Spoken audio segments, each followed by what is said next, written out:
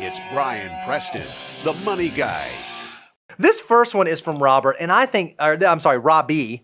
And this is a wonderful question. And I don't know if we've gotten this on the show before, but we've gotten it a few times from our audience. And this is what Robbie said. Where does childcare fit into the financial order of operations? And then where does private school tuition fit into the financial order of operations? And then where does higher education fit into the financial order of operations? Sounds like Robbie, same about the kids. How do I think about childcare and budgeting for that? And how do I think about private school tuition? And then how do I think about college? How do you navigate that when you're trying to be a financial mutant working through the food?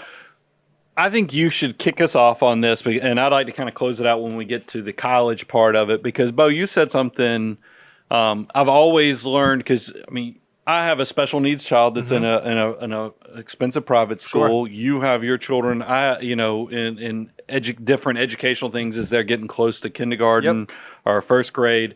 How does this all fit in? Because it is kind of interesting, because we all know if you wait until you can afford kids, there's a good chance you'll never have kids. Right. So how does this fit in? That's a great question. Yeah, so we say this all the time. Our view is that money is simply a tool to allow you to do the things that you want to do and focus on the things that you want to focus on. Well, that doesn't mean it's only for the future. Often on this show, we talk about saving for the future and building for retirement and having financial independence.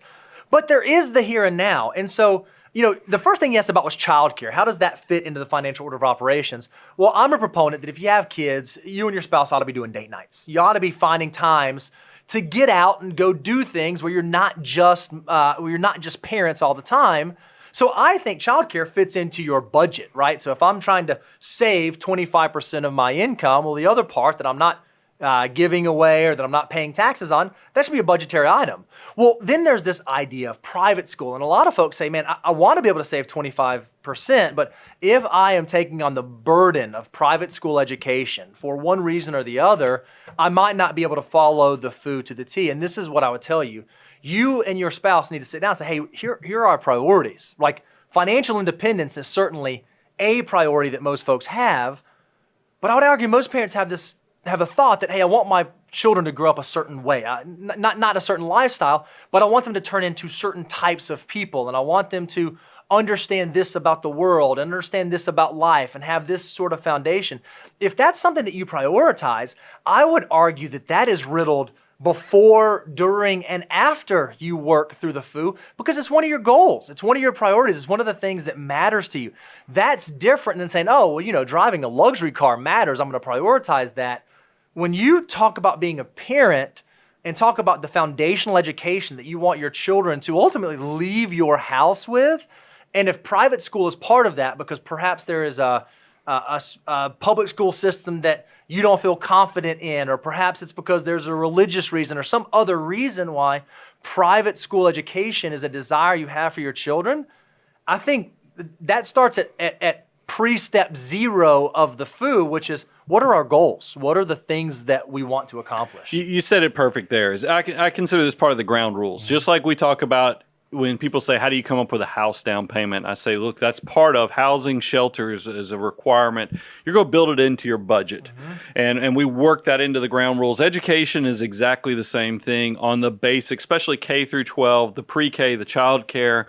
You've got to build it into your budget and figure out where you can squeeze the balloon so that you still reach the goals. I know that's harder, and that's why when people talk about housing, I always say there's alternative things like roommates and other things. The same thing can happen with childcare. Is if you've got to look at it. If you prioritize your kids, which a lot of people do, you still have to keep your future retirement and other things at an elevated state so that you don't lose track of how do you fit it all in. And that might mean the side hustles, the passive income, the other things to kind of increase the income statement because you just can't get rid of the obligations you've created for yourself. Now, there is a caveat on this.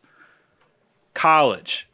I think it's great to save for your kids' college, but that's step number 8 in the financial order of operations, kind of the prepaid expenses. If you go to moneyguy.com/resources, you can download this actual free deliverable.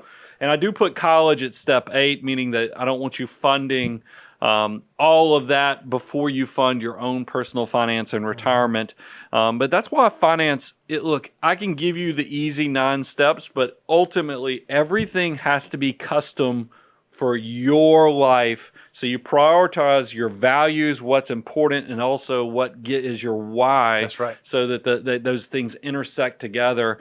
And it's better to address this head on with a plan, like the financial order of operations, than just assuming it's all going to work out. Because I think if you look to your left, look to your right, the majority of your peers are just kind of floating through. Just the fact that you're asking a question like that and trying to prioritize by putting a plan in action, you're going to come out in a much better place. I love it. Love it. Love it.